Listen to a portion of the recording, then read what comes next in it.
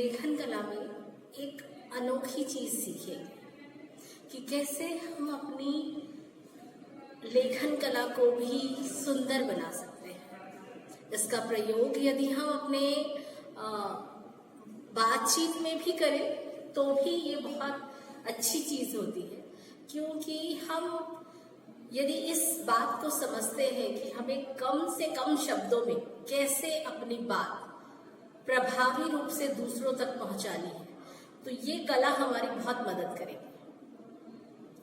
क्योंकि इसमें हम उन शब्दों का इस्तेमाल करेंगे जो बहुत छोटे शब्द होते हैं और अपने आप में बहुत कुछ समेटे हुए होते हैं, बहुत बड़ी बड़ी बातों को समेटे हुए होते हैं। ठीक है, तो वैसे भी आप यदि जानते होंगे कि हम अपनी बातों से अपनी बहुत सारी ऊर्जा है ना, बहुत सारी ताकत नष्ट करते हैं। यदि हम व्यर्थ के वार्तालाप करते हैं तो हमारी बहुत सारी एनर्जी लॉस हो जाती है और हमें अपनी एनर्जी को बनाए रखना चाहिए हमेशा।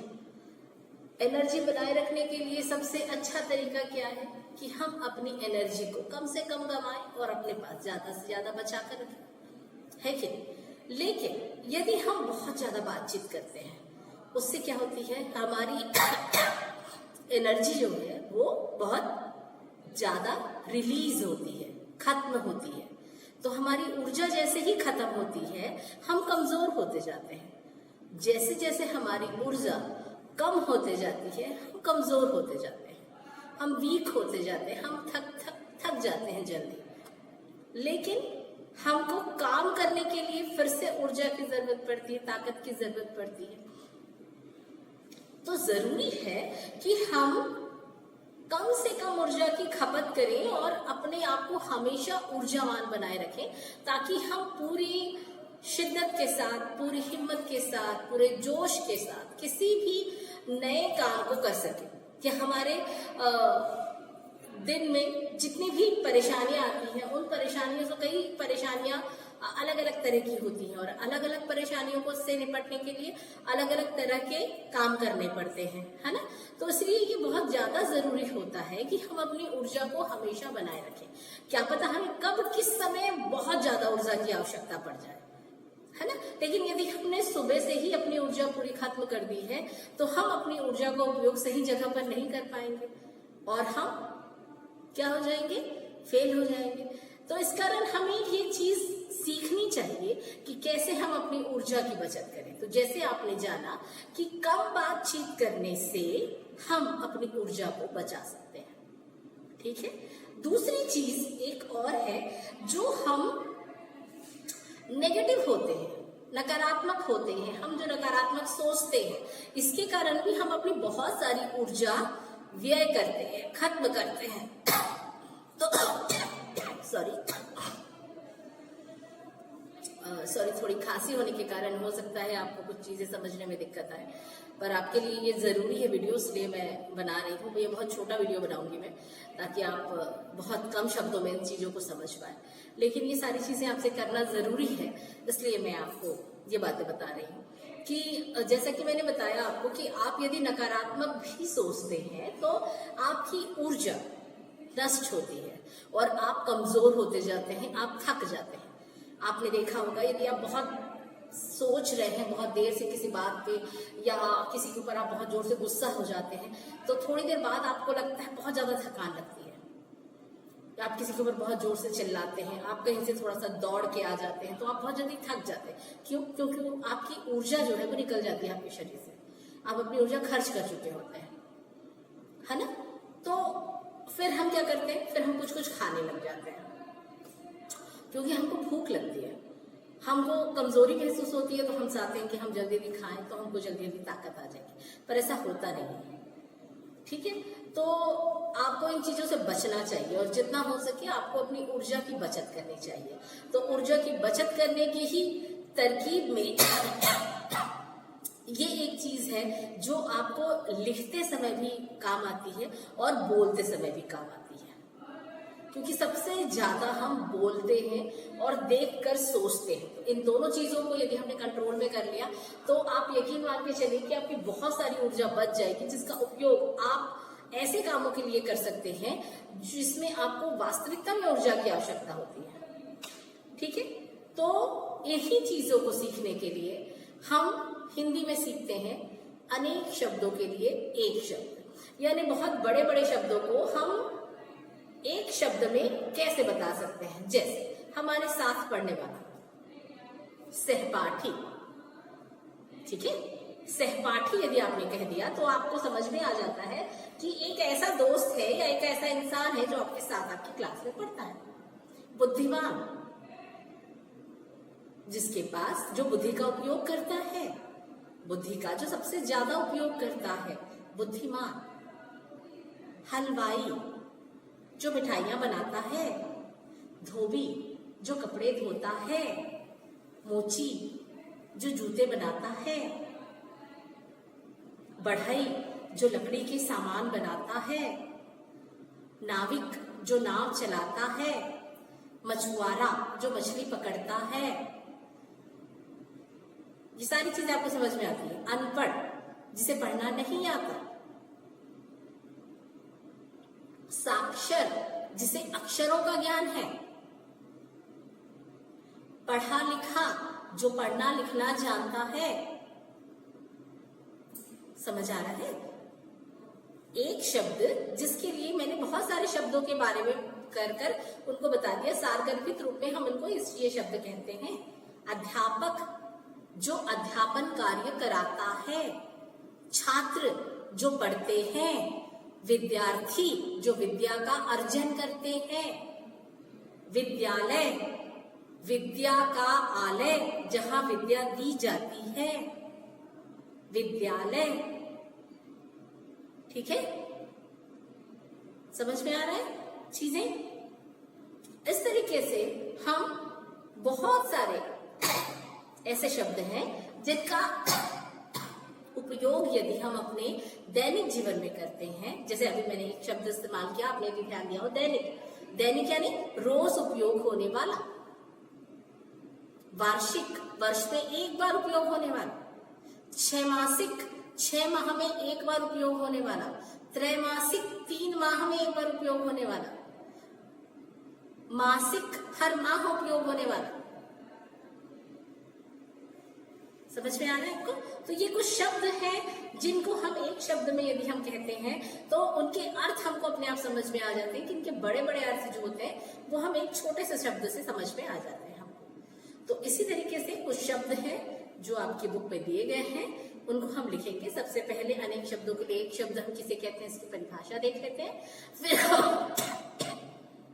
करीबन 10-15 शब्द देख लेते हैं जो आपके चैप्टर में दिए गए हैं। तो इन शब्दों को आप अपनी कॉपियों में उतार लीजिएगा। आपको मेरे ख्याल से अब तक, जहां तक मेरा ख्याल है, आपको ये अनेक शब्दों के लिए एक शब्द समझ में आ गया होगा और इससे आप अपनी ऊर्जा काफी हद तक बचा सकते हैं। ऐसे ही शब्दों का प्रयोग करें और कोशिश करें कि कम से कम बोले, ताकि आपकी ऊर्जा सही जगह पर उपयोग हो और आपको सफलता मिले। तो आइए अपना स्टार्ट करते हैं।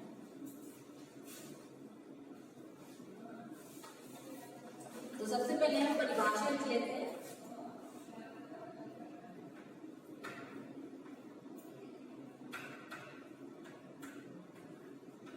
परिभाषा, जो शब्द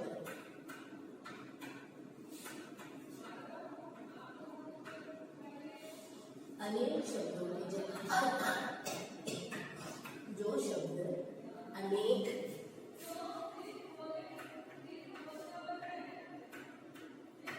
शब्दों की जगह पर प्रयोग किए जाते हैं। क्या किए जाते हैं? प्रयोग किए जाते हैं।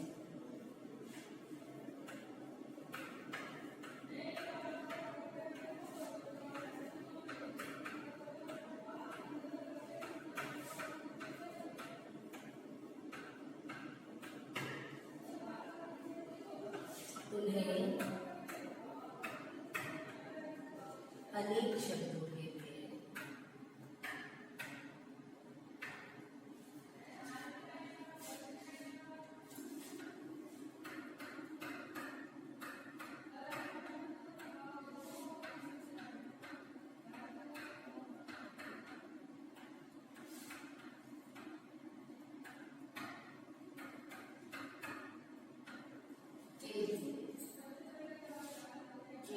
एक शब्द कहते हैं।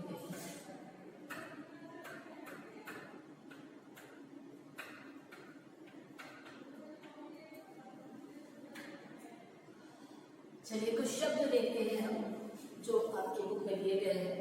ठीक है, कम से कम 10 शब्द हम देख लेते हैं ताकि बेहतर हो जाए। जैसे जो व्यापार करता है,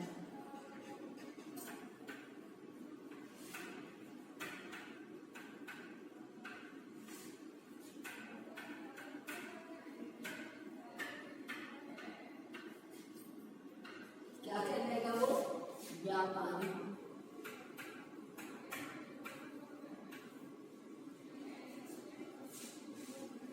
जिसमें दया हो,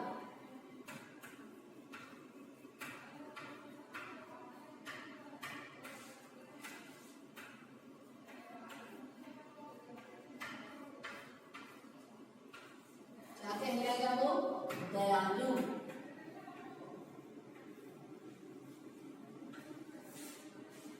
जो भारत का रहने वाला हो,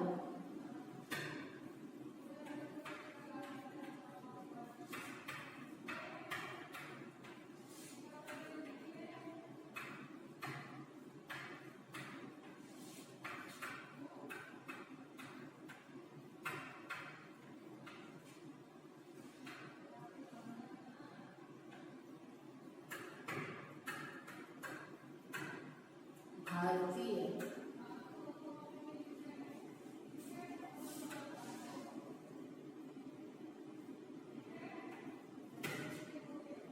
जो गाना गाता हो,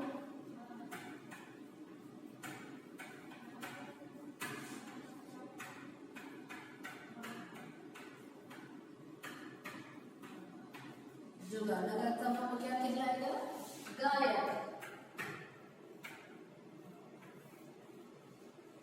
पक्षियों का घर क्या कहलाएगा?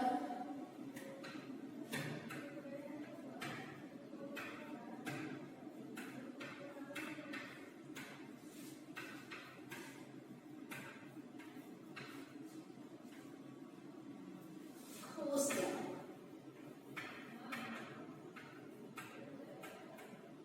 कहाँ रहते हैं पक्षी? घोंसले पर। घोंसला वो कहाँ बनाते हैं? आपने देखा होगा आपके घर में भी, यदि जो ऊपर में कॉर्नर होता है कहीं पर छोटा सा एक गड्ढा हो जाता है वहां बनाते हैं। पेड़ पर तो बनाते ही बनाते हैं, उसके अलावा घर में कई बार वो पंखे का जो ऊपर वाला भाग होता है वहां बनाते हैं वो घोंसला। कई बार जो हमने पर्दे के लिए रॉड वगैरह लगाया होता है वहां पर यदि कोई छोटा सा उनको जगह मिल जाती है तो वहां पर वो बना लेते हैं घोंसला, है ना। इस तरीके से वो अलग अलग जगहों पर अपना घोंसला बनाते हैं। तो पक्षियों के घर को क्या कहते हैं? घोंसला।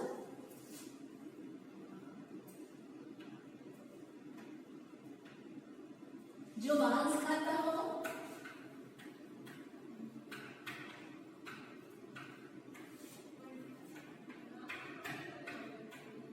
वो क्या कहलाता है? मांसाहारी।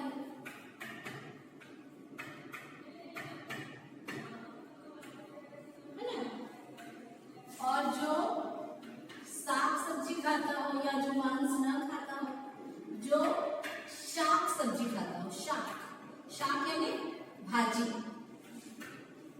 ठीक है, पत्तियां युक्त जो सब्जियां होती हैं, पत्तियों के साथ में जिन सब्जियों का उपयोग किया जाता है उसे शाक कहते हैं। तो जो शाक सब्जी खाता हो वो क्या कहलाता है? शाकाहारी।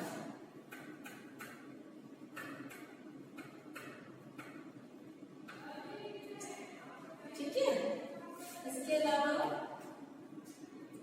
जो फल खाता है, जो केवल फल खाता है।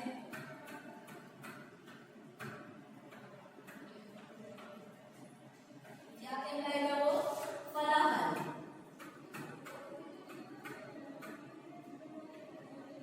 ठीक है, जो केवल फल खाता है वो क्या कहलाता है? फलाहारी। जैसे आपने सुना होगा जब व्रत वगैरह रहते हैं हमारे घर में मम्मी लोग, तो वो लोग फलाहारी या फल खाकर, है ना, अपना व्रत रखते हैं। कई बार जो 9 दिन उपवास रहते हैं वो लोग सिर्फ फल से अपना व्रत रखते हैं 9 दिन का। कुछ लोग सिर्फ पानी पीकर रहते हैं, कुछ लोग सिर्फ चाय पीकर रहते हैं, कुछ लोग सिर्फ बिल्कुल निर्जला रहते हैं, यानी पानी भी नहीं पीते हैं। तो इस तरीके से लोग अलग अलग तरीके से अलग अलग अपना मतलब कहना चाहिए व्रत रखते हैं। तो ये ऐसे और कई नाम हैं जो आपकी बुक में दिए हैं। एक बार मैं सारे नामों को पढ़ती हूँ। जैसे मैं रोगी का इलाज करता हूँ, मुझे डॉक्टर कहा जाता है। मैं क्रिकेट खेलता हूँ, मुझे क्रिकेटर कहते हैं। मैं मिठाई बनाता हूँ, लोग मुझे हलवाई कहते हैं।